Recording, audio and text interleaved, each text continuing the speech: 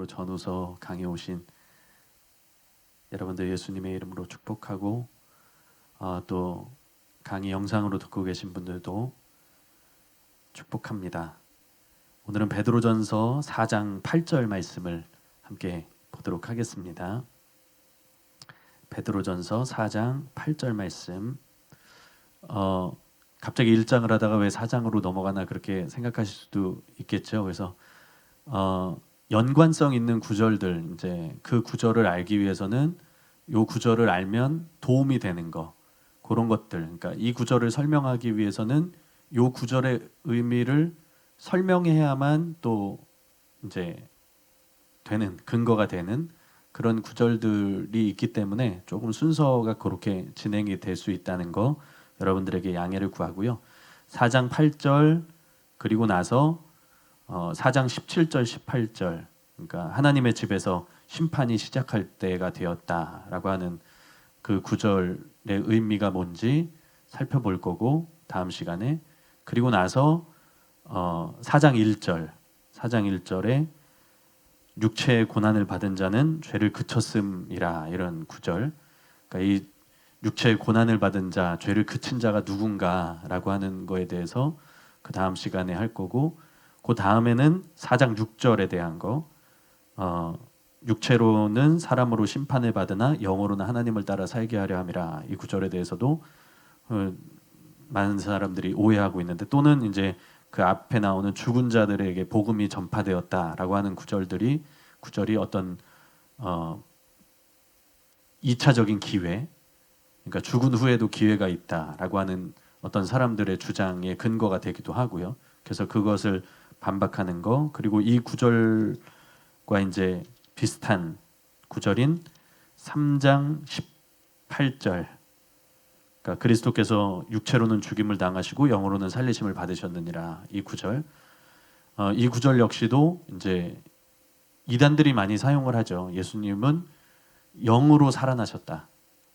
육신으로, 이제 예수님이 과연 전인적으로 부활하셨는가 아니면 영으로 부활하셨는가? 이단들은 영으로 부활하셨다. 그래서 그 영이 지금 나에게 임했다.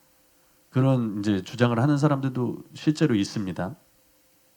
그래서 그렇게 이제 순서를 조금 관련된 구절들로 이렇게 하다 보니까 갑자기 4장 8절로 넘어오고, 다음 시간에 4장 17, 18절 그렇게 하게 될 텐데 양해를 구하고요.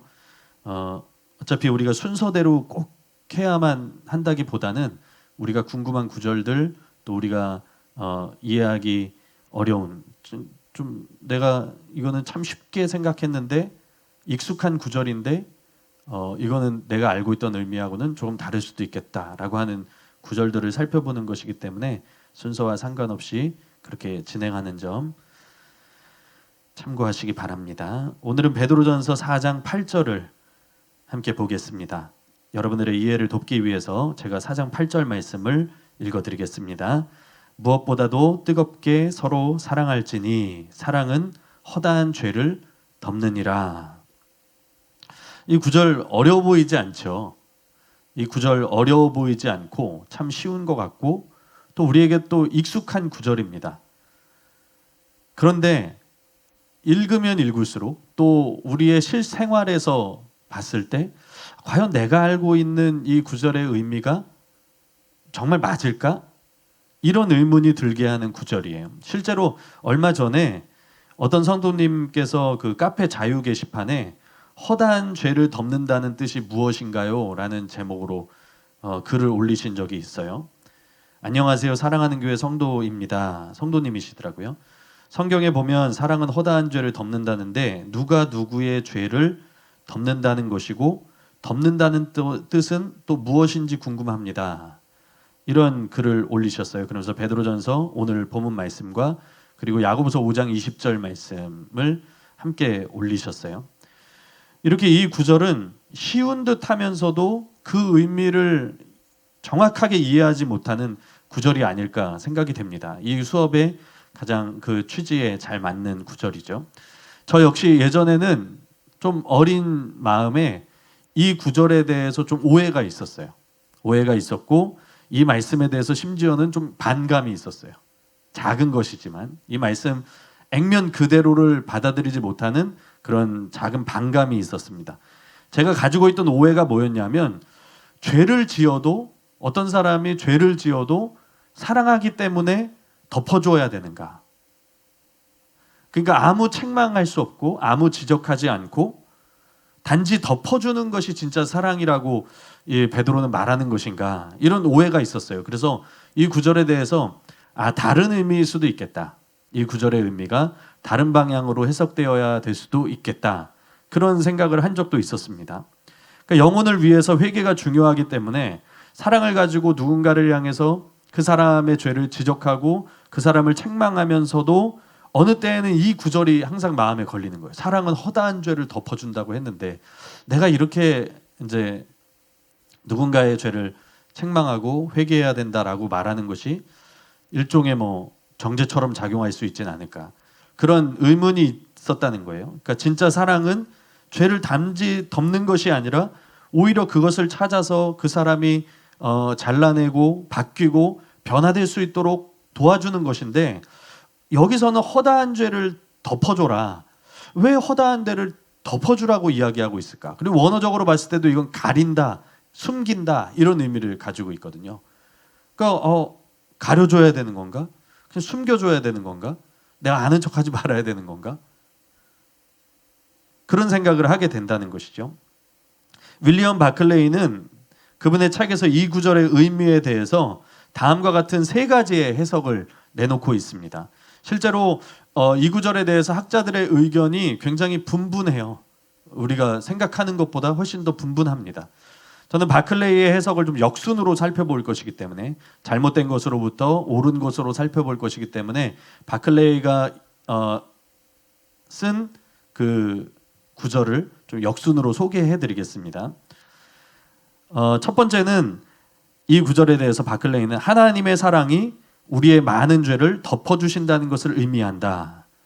그러니까 사랑의 주체가 하나님이고 허물이 덮어지는 주체는 우리라는 거죠. 우리 자신이라는 거예요. 우리는 이것이 기쁘고 깊은 진리라는 것을 알고 있다. 하나님이 죄인인 우리를 그 모습 그대로 사랑하신다는 것과 이 사랑이 하나님이 그의 아들을 보내주신 이유라는 것은 놀라운 은혜가 아닐 수 없다. 그러므로 여기에 축복의 말씀이 있다. 아무리 죄를 짓게 되더라도 실로 사랑은 많은 죄를 덮어주기 때문이다. 두 번째는 우리가 다른 사람을 사랑한다면 사랑의 주체가 우리예요. 인간입니다. 사람이고 하나님은 우리의 많은 죄를 눈감아 주실 것이라는 것을 의미한다.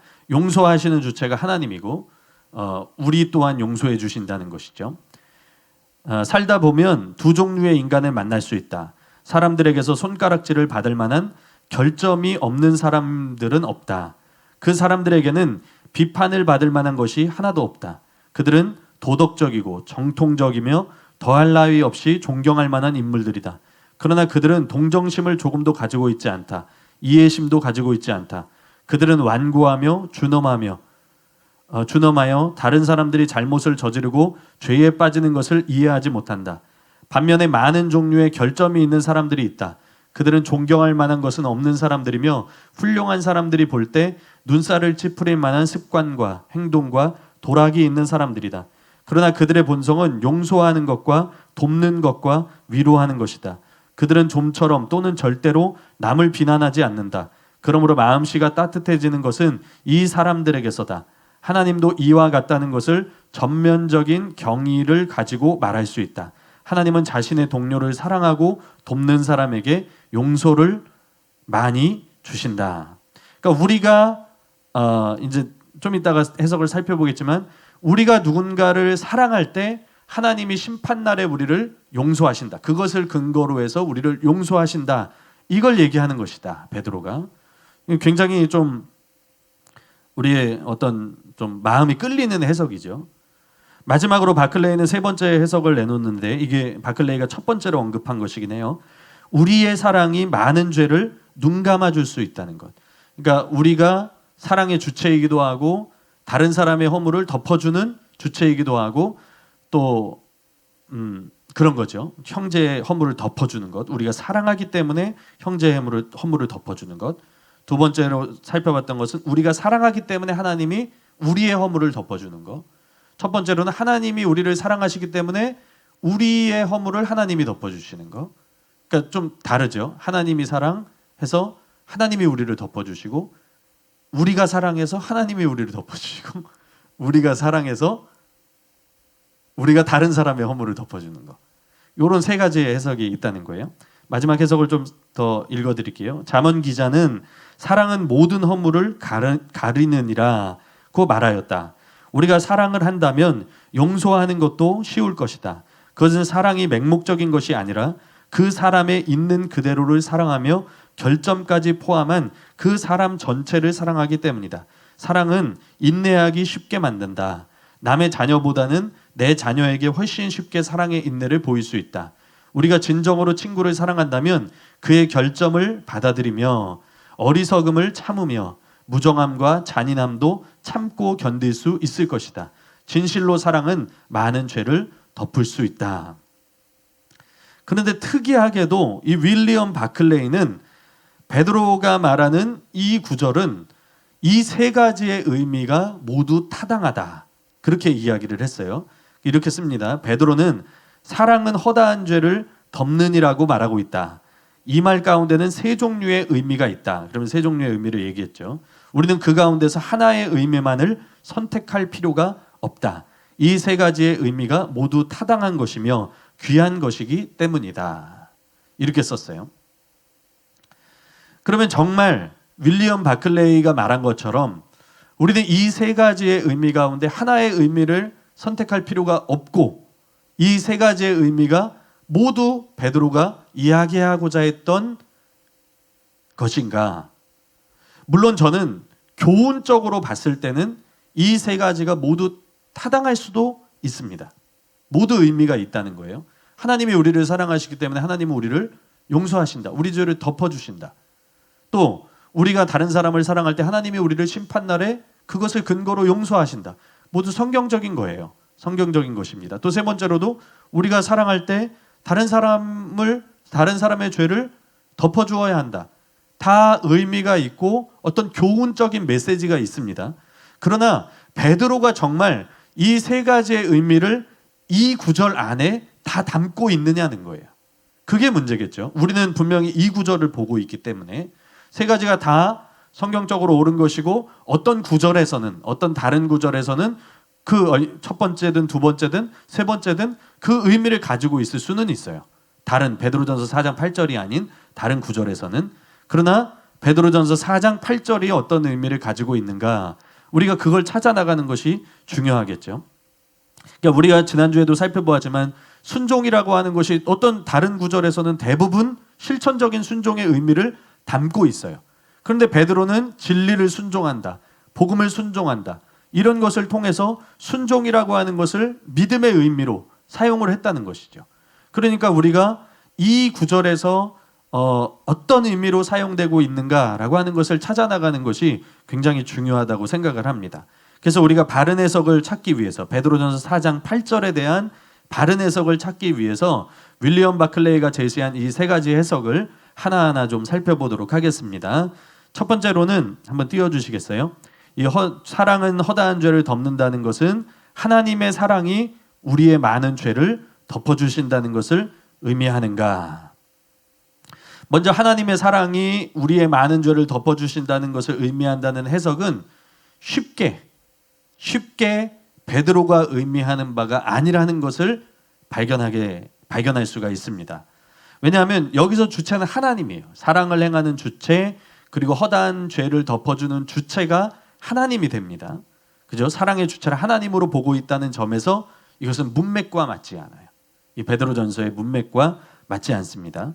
본문 베드로전서는 베드로전서 4장 8절과 4장 전체의 문맥을 볼 때 허다한 죄를 덮는 것은 사랑을 행하는 것과 연결되어져 있고, 그 사랑을 행하는 주체는 분명 베드로가 편지하고 있는 수신자들입니다. 독자들이라는 거예요. 그래서 베드로전서 4장 8절 전반부에 보면 그 사람들에게 명령하고 있잖아요. 무엇보다 뜨겁게 서로 사랑할지니 너희가 서로 사랑해야 된다. 사랑해야 된다. 그 사랑은 허다한 죄를 덮느니라. 이렇게 말하고 있다는 거예요. 베드로가 뜨겁게 서로를 사랑할 것에 대해서 말하면서 이 이야기를 하고 있기 때문에 여기서 사랑을 행하는 주체가 베드로의 편지를 받는 독자들이라는 거예요. 수신자들이라는 거예요. 또 다음 구절에서도 이렇게 명령을 합니다. 갑자기 끊어져서 하나님의 사랑을 이야기하는 것이 아니라는 거예요. 4장 9절에 보면 서로 대접하기를 원망 없이 하고, 서로에 대한 이야기를 하고 있죠. 이거는 황금률이에요. 대접하는 것이 어떻게 황금률인가? 근데 황금률이에요. 이게 하나님을 사랑하고 이웃을 사랑하는 것, 특별히 이웃을 사랑하는 것에 대한 황금률을 말씀하실 때 예수님도 대접하는 것에 대해서 말씀하세요. 예수님께서 산상수훈에서 무엇이든지 남에게 대접을 받고자 하는 대로 너희도 남을 대접하라. 이것이 율법이요 선지자니라. 이렇게 말씀하시. 황금률을 말씀하신 거예요. 그러니까 사랑에 대한 황금률에 대접하는 것이 들어가 있어요. 그러니까 사랑으로 쭉 이어지고 있다는 거예요. 무엇보다 뜨겁게 너희가 사랑해야 된다. 서로를 사랑해야 된다. 그것이 허다한 죄를 덮는다. 그리고 너희가 서로 대접하기를 원망 없이 해야 된다. 이런 사랑으로 계속 이어지고 있다는 거. 그렇기 때문에 이것만 보더라도 사랑이 허다한 죄를 덮는다는 것은 하나님의 사랑이 우리의 많은 죄를 덮어주신다는 것을 의미한다는 이 해석, 사랑의 주체를 하나님으로 보는 이 해석이 우리에게 교훈은 줄 수 있을지라도 올바른, 베드로가 말하고자 했던 그런 올바른 해석은 아니라는 것을 우리가 쉽게 알 수가 있죠. 그럼 첫 번째 해석은 금방 우리가 됐고, 두 번째 해석을 보도록 하겠습니다. 두 번째 해석은 사랑이 허다한 죄를 덮는다는 것은 우리가 다른 사람을 사랑할 때, 우리가 다른 사람을 사랑한다면 하나님은 우리의 많은 죄를 눈감아 주실 것이라는 것을 의미하는가? 그러니까 두 번째 해석, 이 사랑하는 주체는 신자들이에요. 그죠? 사랑의 주체는 신자들. 우리가 다른 사람을 사랑하면 하나님이, 특별히 이제 학자들은 심판날에 우리의 죄를 우리가 사랑했다는 근거로 눈감아 주신다. 그런 의미죠. 충분히 이제 성경적인 것이죠. 충분히. 왜냐하면 예수님께서도 마태복음에서 그 주기도문을 가르쳐 주실 때 우리가 용서한 것처럼 우리를 용서해 주신다고 말씀하셨고, 누가복음에도 나타나 있잖아요. 누가복음 7장 47절에도. 그러니까 우리가 다른 사람을 사랑하면 하나님이 우리의 많은 죄를 눈감아 주실 것이라는 이 두 번째 해석은 굉장히 매력적이고 또 성경적인 것이고, 다른 구절에서는 이것을 충분히 설명할 수 있고, 그래서 꽤 많은 학자들이 동의하고 주장하는 해석입니다. 곧 우리가 서로 사랑한다면 심판날에 하나님께서 우리의 죄를 용서하신다. 우리의 죄를 눈감아 주신다. 이 견해를 따르고 있는 대표적인 학자는 바로 존 켈리입니다. 존 켈리가 항상 이제 그런 다른 견해들을 많이 주장을 하죠. 근데 많이 도움이 될 때도 있어요. 많이 도움이 될 때도 있고, 제가 4장 6절을 할 때는 켈리의 이 주석이 굉장히 도움이 많이 또 됐어요. 존 켈리가 그의 책에서 이렇게 쓰고 있습니다.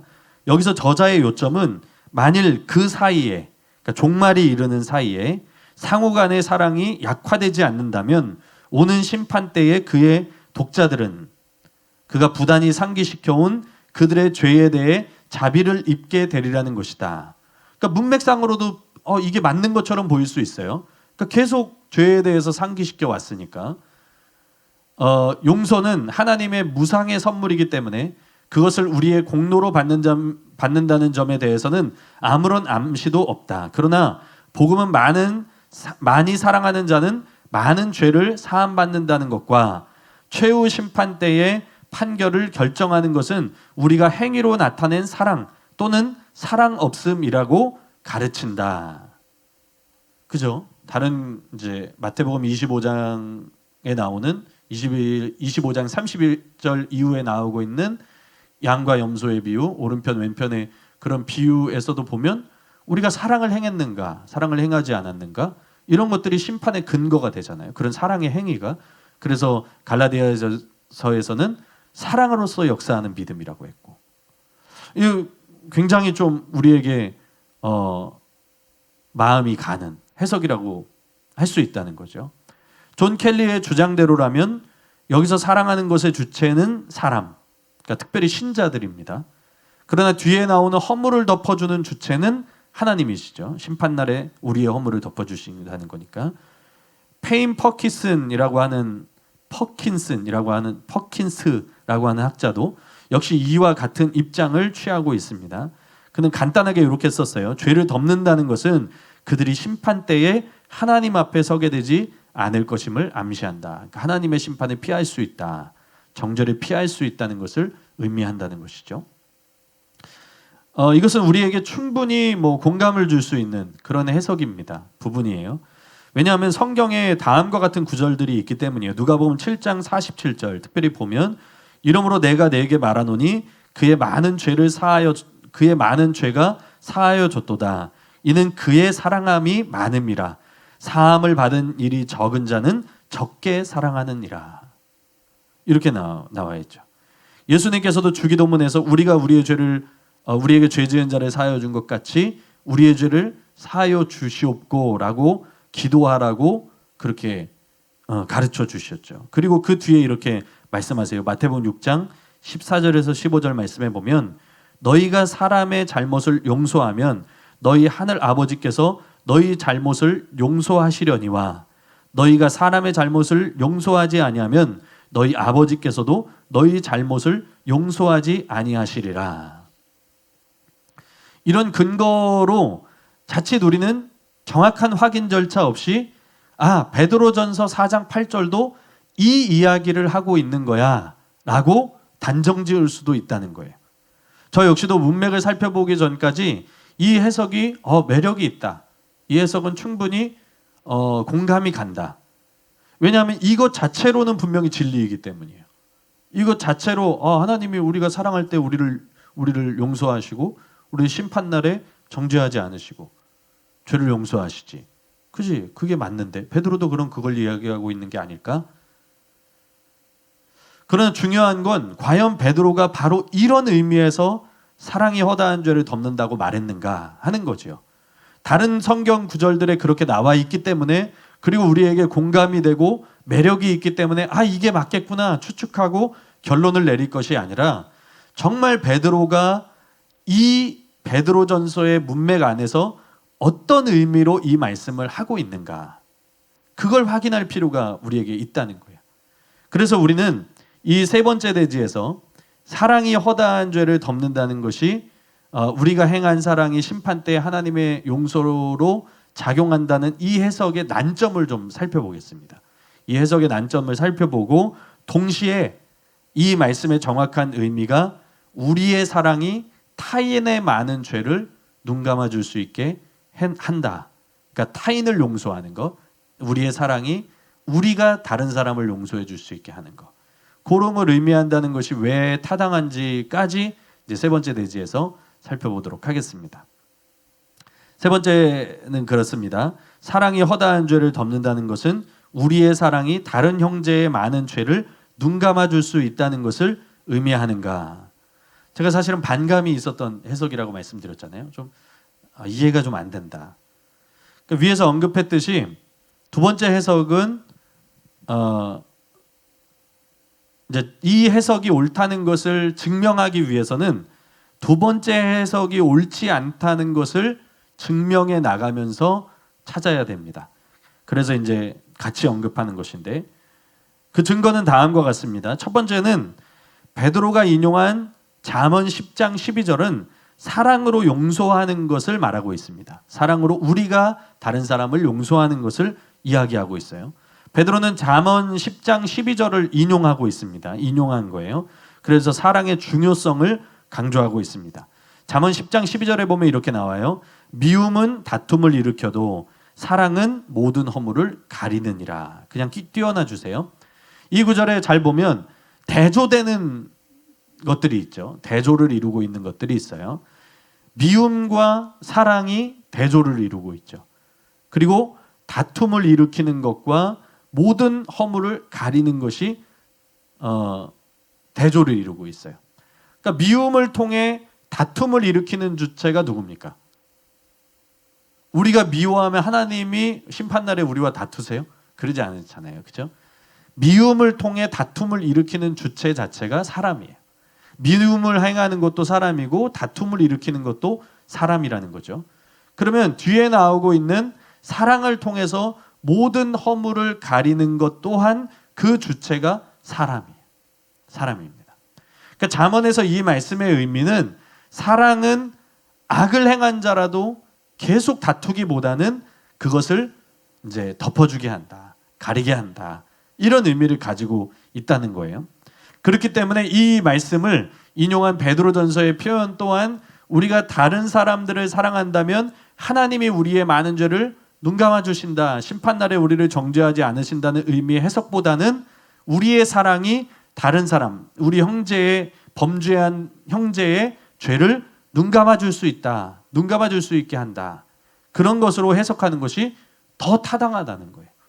두 번째는 지금 베드로의 문맥으로 볼 때, 이제 베드로전서의 문맥으로 볼 때 하나님이 죄를 용서하신다는 신학적 진술을 시도하고 있지 않다는 거예요.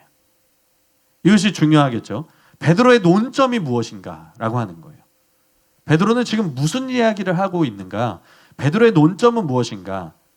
베드로의 논점은 하나님의 죄 용서와 관련된 신학적 진술에 있지 않습니다. 하나님이 우리의 죄를 용서하신다, 하나님은 심판날에 우리의 죄를 사하신다, 그때 우리를 또한 용서하신다라고 하는 것을 진술하기 위해서 이 글을 쓰고 있지 않다는 거예요. 이 부분에 대해서는 캐런 잡스가 잘 설명을 했습니다. 베드로는 하나님이 죄를 용서하신다는 신학적 진술을 한 것이 아니다. 베드로는 그리스도인의 공동체를 파괴할 수 있는 행실에 관심을 두고 있다. 교회가 생존하려면 그런 행실을 소멸시켜야 한다. 사랑이 죄를 덮는다는 말을 공동체를 파괴한 행실에 같은 식으로 대응하지 않는 것으로 이해한 것은 베드로전서 1장 22절의 권면과 부합한다. 너희 마음으로 서로 진심으로 사랑하라. 너희가 거듭났기 때문이라. 이런 사랑의 요구는 나아가 2장 1절에서 우리가 봤던 부분이죠. 1장 22절과 2장 1절. 그러므로 모든 악독과 모든 기만과 외식과 시기와 모든 비방하는 말을 버리고로 설명된다. 베드로는 3장 9절에서 계속해서 모욕은 축복으로 돌려주어야 한다고 명령한다. 베드로의 정의에 따르면 사랑은 따뜻하고 보송보송한 느낌이 아니라 그리스도인 공동체 안에서 타인을 대할 때 연합을 촉진하고 관계를 파괴하는 행실을 피하거나 극복하는 방식으로 다룬다는 의미다. 분명히 어느 정도 지속적인 기간 동안, 특별히 적대적인 상황에서 다른 신자와 더불어 공동체 안에 사는 것은 이런 죄가 발생할 기회를 무수히 주는 바람에 이 죄가 공동체 구성원에서 해를 끼치고 악한 느낌의 씨는 4장 8절이 단순히 사랑만 요구한 것이 아니라 진심 어린 사랑으로 덮도록, 즉 공동체를 파괴할 잠재성을 막도록 요구한 이유가 된다. 이런 행실은 실제로 공동체 안에서 죄와 그 효과를 소멸시키기 위해 받은 그대로 안갚음하는 것이 아니라 이로써 그리스도인이 죄와의 관계를 끊어야 한다는 4장 1절의 주장을 공동체 환경 안에서 실현시킨다. 그러니까 문맥 안에서 볼 때 이 구절은 그렇지 않다는 거예요. 이제 문맥 안에서 볼 때 이 구절은 하나님이 심판 때 우리를 용서하신다는 것을 진술하려고 하는 것이 아니라 실제로 우리가 어떤 사랑을 행해야 되는지에 대해서 문맥 안에서 나오고 있다는 것이죠. 그러므로 이 구절의 의미는 우리가 사랑할 때 심판날에 하나님이 우리를 용서하신다는 개념보다는 우리가 사랑할 때 서로의 허물을 가려준다는 것으로 이해하는 것이 맞다는 것이죠. 세 번째로는 덮는이라의 원어 시제가 현재형으로 되어져 있다는 거예요. 원어 시제가.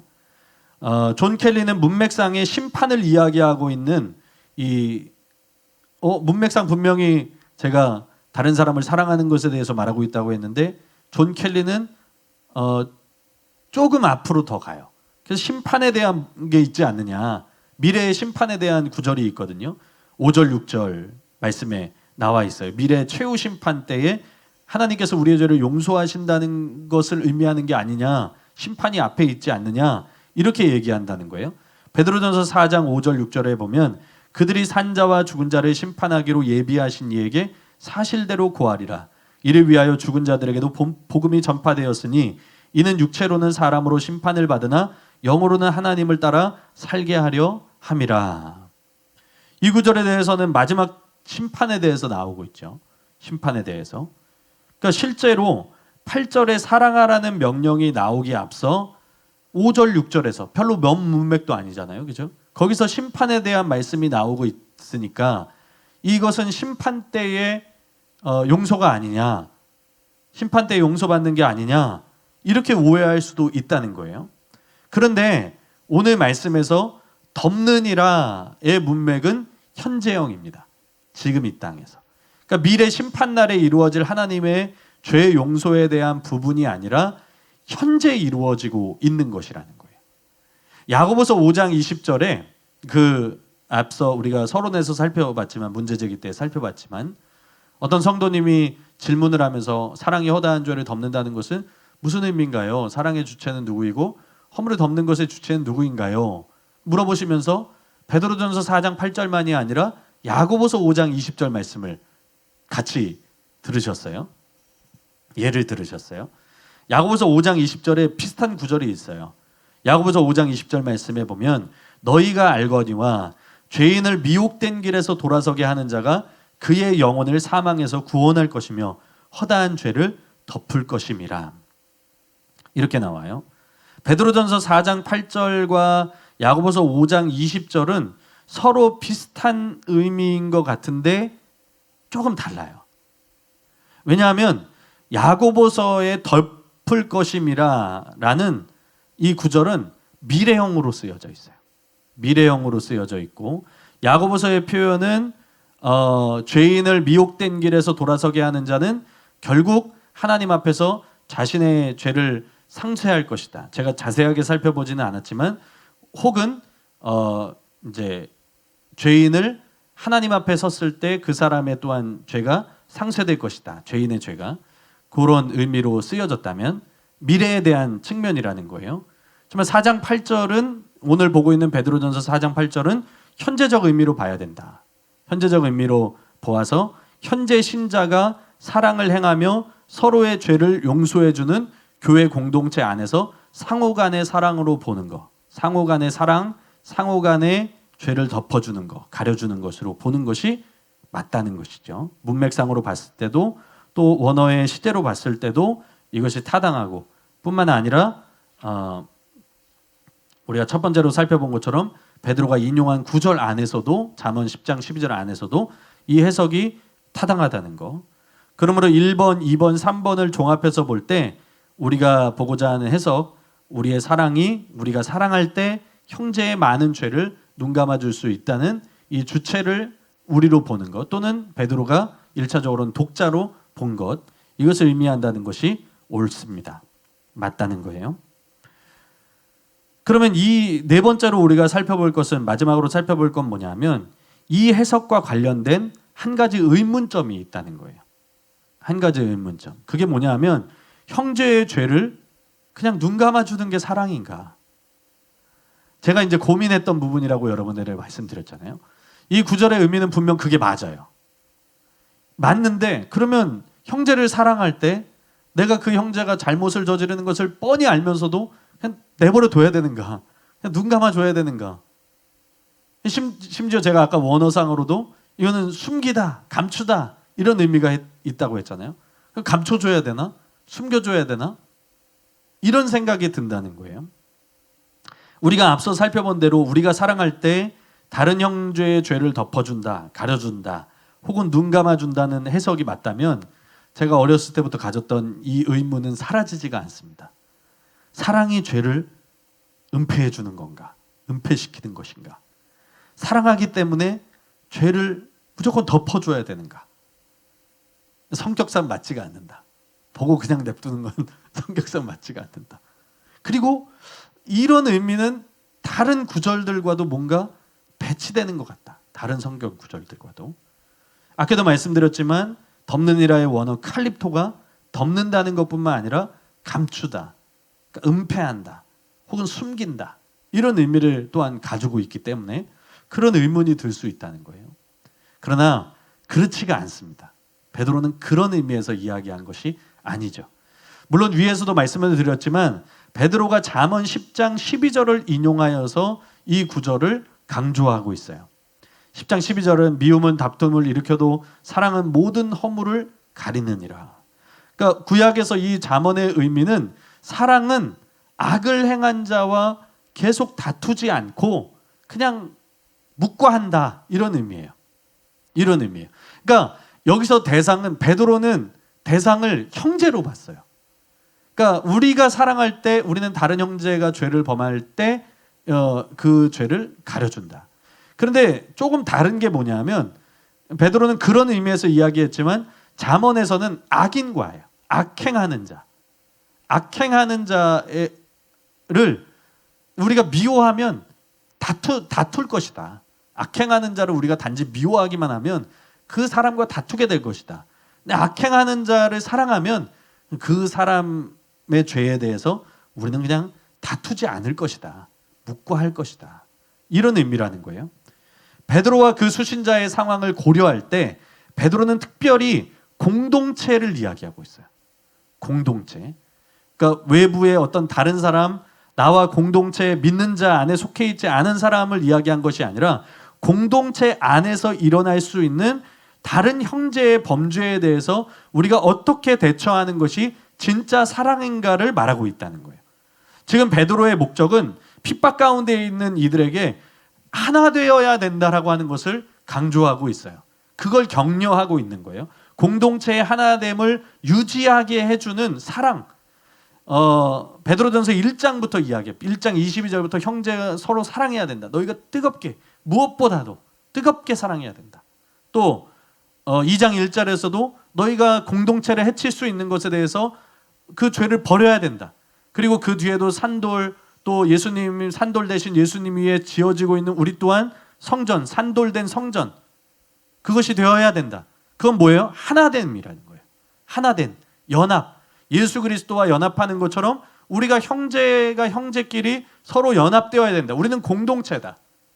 이것이 서로 흩어져 있지만 우리가 흩어져 있는 그 상황 가운데서도 우리가 연합된 공동체라는 것을 잊지 말아야 되고, 너희가 흩어져 있는 그곳에서도 함께 있는 자들과 믿는 자들과 연합되어야 된다. 그것을 격려하고 있다는 거예요. 그렇다면 단지 허물을 눈 감아주는 거, 이것을 의미하지는 않을 거라는 거예요. 그냥 묵과해라.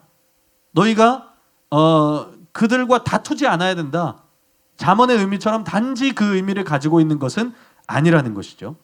더욱이 이 권면은 베드로전서 2장 24절과 죄에 대한 태도에 대한 베드로의 시각, 베드로의 문맥, 그걸 좀 알아야 된다는 거예요. 베드로전서 2장 24절과 특별히 베드로전서 4장 1절 2절의 문맥과 함께 한다고 봐야 돼요. 거기서 베드로전서는 죄에 대해서 어떠한 태도를 가졌느냐, 베드로전서 2장 20절 말씀에 보면 우리가 잘 알고 있는 구절이에요. 근데 우리가 좀 이제 집중하는 것은 이제 나음에 대한 부분이지만 또 그 전에 보면 이렇게 나와요. 친히 나무에 달려 그 몸으로 우리의 죄를 담당하셨으니 이는 우리로 죄에 대하여 죽고 의에 대하여 살게 하려 하심이라. 그가 채찍에 맞음으로 너희가 나음을 얻었나니.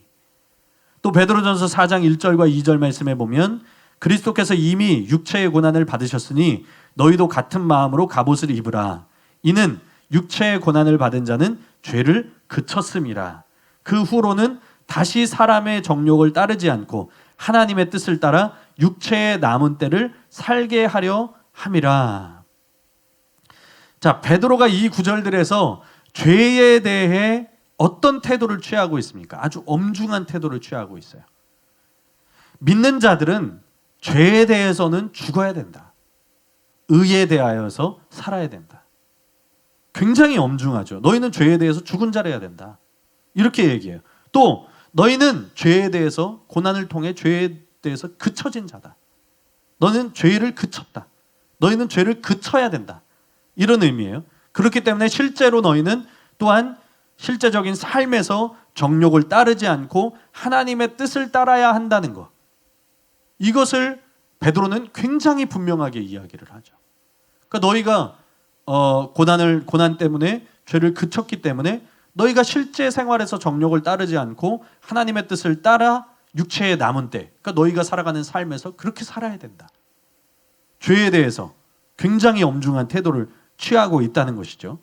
그러므로 여기서 사랑은 허다한 죄를 덮느니라라는 말씀은 베드로가 그의 수신자들이 죄를 없이함을 받았기 때문에, 그러니까 예수 그리스도의 보혈로 또 예수 그리스도의 고난을 통해서 너희도 또한 고난으로 죄를 그쳤기 때문에 실제 행동 속에서 또한 죄를 그쳐야 한다고 말한 이 구절에 비추어서 이해해야 된다는 거예요. 죄에 대해서 죽었다라고 하는, 죽어야 한다, 이런 구절과 그런 이해로 이 구절을 봐야 된다는 것이죠. 우리가 그런 맥락에서 오늘 본문을 이해한다면 이것이 죄를 단지 은폐하기 위함 혹은 덮고 가리고 감추려는 의도가 아니라는 것을 우리가 분명하게 알 수가 있습니다. 캐런 접수가 이에 대해서 다음과 같이 썼습니다. 제가 아까 전에 읽어드렸던 구절과 조금 겹치는 부분도 있을 수 있어요. 그러나 여러분 중요하기 때문에 한번 잘 들어보시기 바랍니다. 사랑이 죄를 덮는다는 말은 무슨 뜻인가? 히브리어와 70인역 본문의 완전한 형태에서 사랑이 덮는다는 말은 미움은 불화와 다툼을 일으킨다와 대립적 평행을 이룬다. 미움은 불화를 일으켜도 사랑은 모든 허물을 가르느니라. 미움이 사랑의 반대말이므로 이 대립적 평행에서 허다한 죄를 덮는다라는 구절은 덮는다와 불화를 일으킨다가 서로 반대 개념임을 의미한다. 그렇다면 죄를 덮는 사랑은 아마도 그리스도인 공동체 안에서 행해진 허물이 가장 충분하고 가장 극악한 표현에 이르도록 허락하지 않는 감내로 이해하는 것이 최선일 것이다. 이는 로마의 클레멘스가 1세기 말에 베드로전서 4장 8절을 이해한 방식이었다. 베드로는 교회 안의 죄는 무시하거나 부정해야, 그러니까 덮어버린다, 그런 의미로 말한 것도 아니다. 베드로는 그리스도인 공동체를 파괴할 수 있는 행실에 관심을 두고 있다. 교회가 생존하려면 그런 행실을 소멸시켜야 한다. 소멸의 의미라는 거예요. 베드로는 그런 의미에서 썼다. 이것을 소멸시켜야 된다는 것을 의미한다. 그러니까 단지 감추고 단지 숨겨주고 이것이 아니라 공동체 안에서 이걸 버려야 될 것. 그러니까 2장 1절의 문맥과 같이 했을 때 이걸 버려야 될 것. 죄에 대해서 죽어야 될 것. 정욕을 따르지 않아야 될 것. 이것과 연관되어져 있어서 이건 공동체를 파괴하는 죄를 소멸하는 것. 교회의 공동체가 생존하려면 그런 죄의 행실이 말소되어야 될 것. 이것을 이야기하고 있다는 거예요. 베드로의 정의에 따르면 사랑은 따뜻하고 보송보송한 느낌이 아니라 그리스도인 공동체 안에서 타인을 대할 때 연합을 촉진하고 관계를 파괴하는 행실을 피하거나 극복하는 방식으로 다룬다는 의미다. 분명히 어느 정도 지속적인 기간 동안 다른 신자와 더불어 공동체 안에 사는 것은 이런 죄가 발생할 기회를 무수히 주는 바람에 이 죄가 공동체의 구성원에서 해를 끼치고 악한 느낌의 씨는 4장 8절이 단순히 사랑만 요구한 것이 아니라 진심 어린 사랑으로 덮도록, 즉 공동체를 파괴할 잠재성을 막아버리도록 요구한 이유가 된다. 이런 행실은 실제로 공동체 안에서 죄와 그 효과를 소멸시키기 위해 받은 그대로 안갚음하는 것이 아니라 이로써 그리스도인이 죄와의 관계를 끊어야 한다는, 죄를 끊어야 된다는 거예요. 4장 1절의 주장을 공동체 환경 안에서 실현시킨다. 다시 말해서 사랑으로 허다한 죄를 덮는다는 이 말씀은 죄를 은폐한다, 죄를 숨긴다, 죄를 가린다, 감춘다, 이런 개념으로 사용된 것이 아니라 공동체를 파괴할 수 있는, 공동체 하나됨, 그 연합을 파괴할 수 있는 그 죄를 그 형제들 안에서 소멸하고 피하고 적극적으로는 그것을 말소시킨다. 적극적인 의미에서는 소멸한다, 말소한다. 조금 소극적인 의미에서는 피한다, 극복한다. 이런 의미로 이해해야 된다는 것이에요. 그 사랑을 행할 때는 죄가 사라진다는 거예요. 죄가 사라진다. 회개하게 한다. 죄를 용서한다는 것. 그런 개념이라는 것이죠. 램지 마이클스 역시도 같은 뜻으로 이해를 했습니다. 짧게 이렇게 썼어요. 베드로전서의 맥락 속에서 덮다의 의미는 죄를 불법적으로 은폐한다거나 죄를 속한다는 것이 아니라 죄를 말소하거나 사라지게 한다는 의미이다. 그러므로 이것은 결코 신약 성경에 나오고 있는 권징이나 사랑을 통한 권징 또는 온유를 통한 권징이나 혹은 사랑으로 죄를 벗어나도록 책망하는 것을 배제하고 있는 그런 말씀, 표현이 아니라는 거예요. 오히려 죄와 허물을 용서해 줘야 돼요. 형제를 용서해 줘야 됩니다. 그렇게 하되 그러한 죄와 허물이 더 이상은 발생하지 않도록 권면함과 동시에 격려하며 사랑으로 행하는 것, 이것이 진짜 사랑이라는 것을 베드로는 보여주고 있다는 거예요. 우리가 이런 시각에서 이 구절을 이해한다면 좀 더 우리가 구체적으로 이 말씀을 이해할 수가 있겠죠. 저는 속이 뻥 뚫리는 것 같더라고요. 저는 진짜로 고민했거든요. 다른 사람의 죄를 지적하고 책망하는 것이 잘못된 것인가? 그런데 사랑으로 하지 않는 것도 잘못된 거예요. 왜냐하면 사랑이 허다한 죄를 덮는 것이기 때문에. 또 베드로는 무엇보다 뜨겁게 서로 사랑하라고 말했기 때문에. 우리가 이런 시각에서 이해를 해야 됩니다. 이해할 필요가 있어요.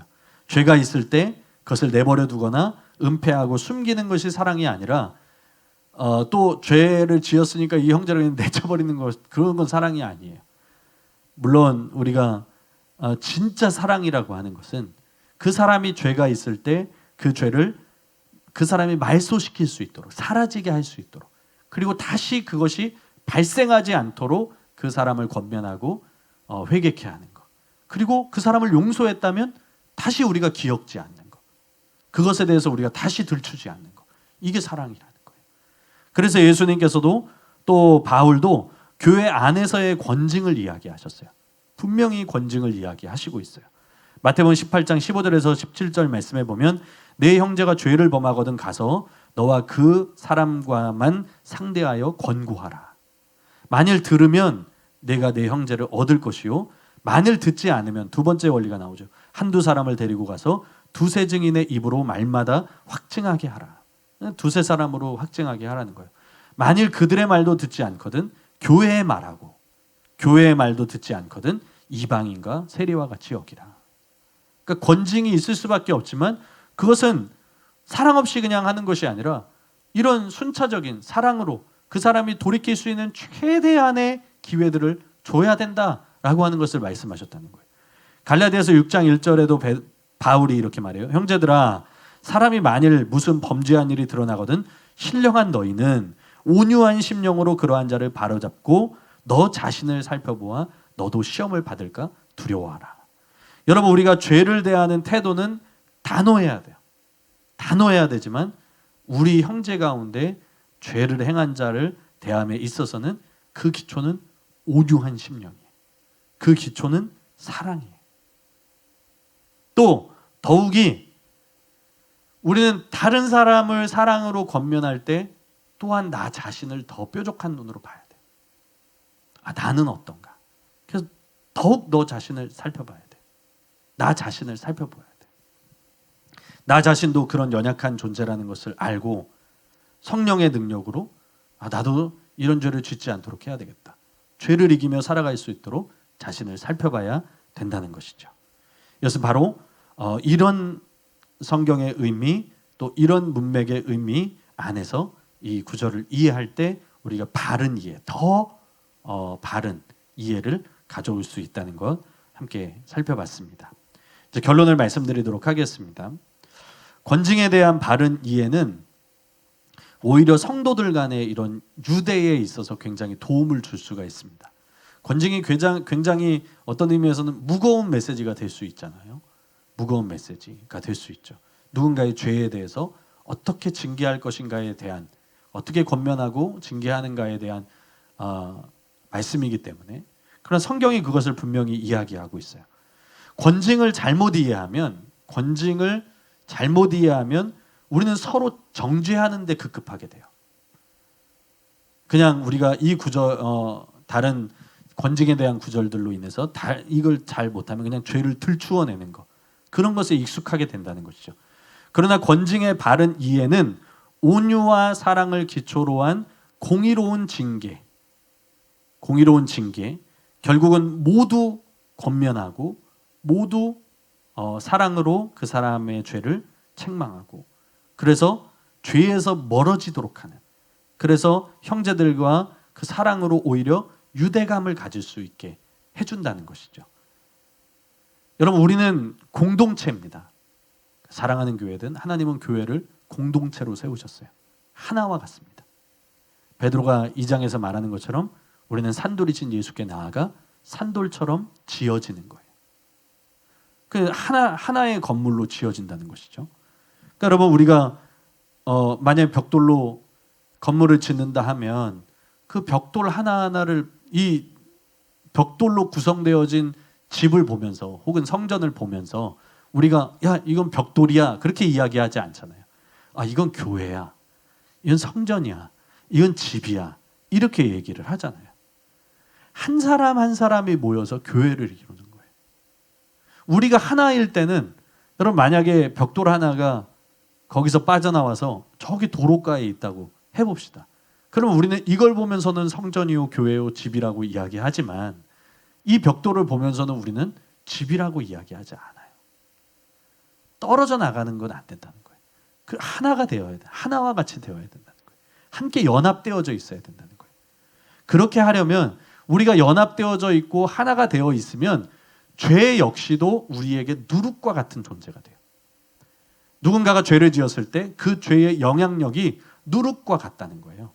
고린도전서 5장 6절 말씀에 보면 너희가 자라나는 것이 옳지 아니하도다. 적은 누룩이 온 덩어리에 퍼지는 것을 알지 못하느냐. 이 구절의 문맥을 아시죠? 음행한 자. 그러니까 고린도 교회 안에서 음행한 자에 대해서 이야기할 때 이 적은 누룩일지라도 온 덩어리에 퍼지는 걸 너희가 알지 못하느냐. 그런 이야기라는 거예요. 그렇기 때문에 죄 지은 자가 있을 때 그 죄를 함부로 감싸지 않으면서도, 그 사람을 또한 반대로 내치지 않으면서도, 괄시 내지는 무시하지 않는, 결국은 그를 죄에서 돌이키게 하고 또한 다시 하나가 될 수 있게 하는 그 사랑이 필요하다는 것이죠. 여러분, 우리는 서로 연결되어져 있는 존재예요. 온몸이 각 마디를 통하여 도움을 받음으로 연결되고 결합되어 각 지체의 분량대로 역사하여 그 몸을 자라게 하며 사랑 안에서 스스로 세우느니라. 바울이 에베소서 4장에서 말한 것처럼, 여러분, 우리는 말 그대로 공동체예요. 우리는 함께 가는 겁니다. 우리는 함께 자라가는 겁니다. 누군가 범죄한 것은 그냥 덮어버려서 그 적은 누룩이 온 덩어리에 퍼지는 악 영향을 막아야 될 뿐만 아니라, 또는 우리는 사랑 없음으로 인해서 누군가를 함부로 판단하고 정죄하는 것이 되어서도 안 된다는 거예요. 균형을 잘 잡아야 된다는 것이죠. 그러니까 어떤 사람이 팔이 썩어서 어쩔 수 없이 잘라내야 되는 상황이 생겼다 합시다. 예를 들어서 가정해 보십시오. 그 결정을 그래, 팔이 썩었으니까 그냥 잘라내야지, 아무렇지도 않게 결정 내릴 수 있는 사람이 있을까요? 내 몸인데, 내 몸의 일부인데 그것을 잘라내는 것이 쉬울까요? 아무리 썩었다 그래도 쉽지 않다는 거예요. 할 수만 있으면 살려내려고 하겠죠. 할 수만 있다면 치료하려고 하겠죠. 눈물 한 방울 흘리지 않고 당연한 것처럼 냉정하게 그 일을 행할 수 있는 사람이 어디 있습니까?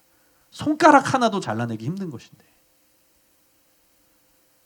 그래서 하나님께는 한 영혼 한 영혼이 너무 중요한 거예요. 한 영혼 한 영혼이 너무 소중한 거예요. 모두가 교회의 지체이고 모두가 하나님 나라의 지체이기 때문에, 몸이기 때문에 누구도 여기서 없어도 될 사람은 없어요. 우리는 하나이기 때문에, 한 몸이기 때문에. 그래서 우리는 누군가 아파하면 함께 아파하는 거예요. 우리 중 누군가 범죄하면 우리 자신이 범죄한 것처럼 여기며 통한히 여겨야 돼요. 바울이 고린도 교회 내에 일어난 음행의 사건에 대해 고린도 교회가 책망할 때 고린도 교회를 책망할 때 뭐라고 말하냐면, 너희가 교만하여 통한히 여기지 않았다. 책망합니다. 단지 그걸 가만히 내버려둔 거, 그것만이 죄가 아니라 너희가 이걸 통한히 여기지 않았다. 그게 교만했기 때문이다.